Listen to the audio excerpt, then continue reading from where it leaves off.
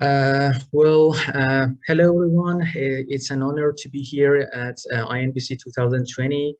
My name is Sajjad Saghebdoust. I'm a medical doctor and a neurosurgery research assistant from Razavi Hospital, Mashhad, Iran. I've got two presentations in the field of spine surgery, and the first one is about radiological outcome of operative treatment with posterior approach in patients with thoracolumbar junction traumatic injuries. It was a single-center pilot study in our developing country. Thoracolumbar spinal cord injuries are often caused by high-energy injuries, most of which are caused by a car accident or falling. Although about 90% of all spinal fractures occur in the thoracolumbar region, only 4.4% of trauma patients who are referred to the first-level trauma center have a fracture in the thoracolumbar area. Spinal fractures are seen in a small percentage of patients with blunt trauma, and they can cause serious injuries to the patients. Thoracolumbar junction fractures, which is abbreviated to TLJ, are the most common traumatic fractures in the thoracolumbar region. This is where the thoracic spine has the least mobility transformed to the lumbar region, which is the dynamic part of the spine, making this area very vulnerable to the injuries due to trauma. Fortunately, most of the spinal fractures are stable, do not require surgery, and are usually cured with proper hyperextension braces. Surgical treatment has some advantages over conservative treatment, especially in people who cannot tolerate immobility with a brace for several months, including patients with multiple fractures in the limbs or skin lesions or obese patients. Several studies have reported the consequence of TLJ fracture surgery compared to conservative treatment and have reported different results. This study aims to express the radiological consequences of TLJ fracture surgery in the follow-up of at least 1 year of these patients in the referral center of trauma in southeastern Iran. Let's talk about materials and methods of this study. This was a prospective cohort study which was performed on the patients with TLJ injuries who were referred to Khatam al-Anbiya Hospital in Zahedan, Southeast Iran Referral Center between 2015 and 2020. There were, of course, inclusion criteria which were age over 18 years, traumatic injury to the vertebra of the TLJ area, including vertebra T10, T11, T12, L1, L2, with the thoracolumbar injury classification and severity score of 4 or more and who underwent surgery. The patients with a history of malignancy, significant spinal cord injury outside the TLJ, chronic injury to the TLJ, neurological deficit due to injury to other parts of the spine, brain injury, osteoporotic fractures, former fracture of the spine, history of spinal surgery, and defects in the files and patients' imaging were excluded from our study. The patients had enrolled in the study were called for a follow-up examination. It should be noted that all of these patients were examined at least 1 year after the surgery. In follow-up studies, all patients were evaluated based on neurological status, ASIA score, and imaging findings. It means kyphosis angle and fusion status.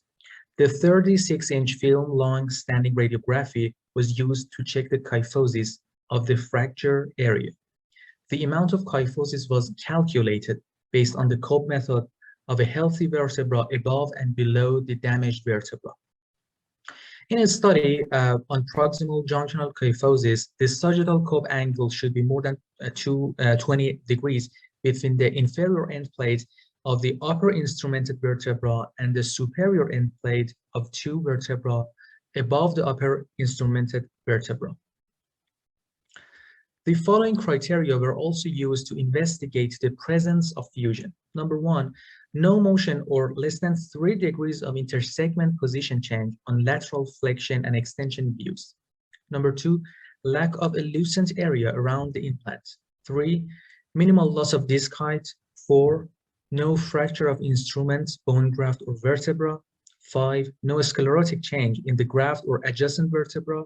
And 6, visible osseous formation in or around the cage.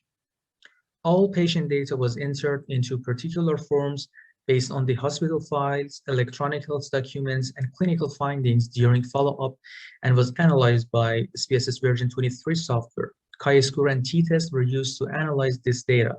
Written informed consent, of course, was obtained from all patients before they participated in the study, and ethical criteria were observed throughout the study. Now let's talk about results. A total of 273 patients with an average age of 43.5 years were studied. In 180 cases, motor vehicle accidents were the most common cause of injury, followed by falls from heights and assault from other causes of injury. You can relate this result to the table 1. 198 patients had no neurological symptoms at admission. According to the TILCS rating, which is the thoracolumbar injury classification and severity score, the mean score of these patients undergoing surgery was 0.56. Based on the above criteria, the kyphosis angle of these patients was calculated before surgery, and in 46 patients, it was more than 25 degrees. The mean hospitalization in the patients was 7.58 days. 47 patients had surgery complications during their hospitalization, the most common of which was infection. You can see that there are other complications such as venous thromboembolism in 21 patients, CSF leak in 20, neurological deficits in 8, and other complications in 23 patients. Patients were re-examined 1 year after the surgery. Improvement of the ASIA score was observed in 22 neurological defects patients. At the follow-up, the mean angles of kyphosis were 14.2 in all patients, and this angle was 12.9 and 20.2 in patients who had less than 25 and more than 25 degrees preoperative kyphosis, respectively. The difference was significant based on the t-test. Evidence of no fusion was also observed in 22 patients. And based on the available evidence and the above mentioned definition, 42 patients had some degree of posterior junctional kyphosis. According to the chi-square test, no association between preoperative kyphosis and PJK infusion was observed. Now let's just take a look, on some different studies and review the literature. The benefits of a spinal fracture surgery include better correction of kyphotic deformity, greater stability, the possibility of direct and indirect decompression of neural elements, less need to use external immobilization, and faster return to work. According to previous studies, surgical indications based on the presence of canal-compromised neurological defects, reduction in body height, and the presence of kyphosis were used relatively. In a study by Wright et al., the researchers concluded that patients harboring burst fracture with neurological defect or kyphosis angle greater than 35 degrees had to undergo surgery. In 2005, Vaccaro et al. Introduced a new classification for thoracolumbar fractures called Thoracolumbar Injury Classification and Severity Score, which we used in our study. According to this classification, patients who receive a score of 3 or less do not need surgery. However, patients with a score of 5 or higher must undergo surgery. In cases where the patient's score is 4, the type of treatment is based on the surgeon's judgment. In our study, the degree of preoperative kyphosis was directly associated with the follow-up kyphosis. The higher the degree of preoperative kyphosis, the higher the rate of follow-up kyphosis. However, this variable was not related to non-fusion and PJK. So far, few studies have explored the outcome of patients who suffered thoracolumbar junction injuries. A retrospective study by Kramer et al. Showed that patients with kyphosis more than 25 degrees had poorer outcomes. Siebenga et al. Showed that regardless of the clinical consequences, surgery is more cost-effective than conservative treatment in burst fracture, thoracolumbar junction injuries. Based on the long-term follow-up, our study showed that posterior spinal fixation is a safe and effective method for carefully selected individuals and is associated with relatively low complications and more satisfactory outcomes compared to conservative treatment. Ifufile et al. Found that anterior approaches led to increase in the rate of complications. Frank Di Stefano et al. Showed that patients who underwent anterior fixation surgery had more complications and morbidity than posterior approach. In our study, by the way, the rate of complications was low and had acceptable results.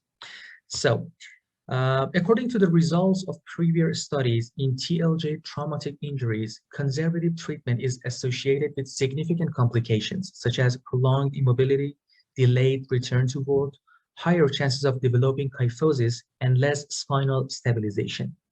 Based on the general results and radiological studies of follow-up in our study, it can be concluded that the posterior spinal fixation procedure is a low complication method and with an acceptable radiological outcome. Although kyphosis before surgery is a factor in developing long-term kyphosis, it is not associated with non-fusion and PGK. Even though we evaluated the radiological outcome of these patients in this study, future studies are needed to determine the long-term clinical outcome in these patients.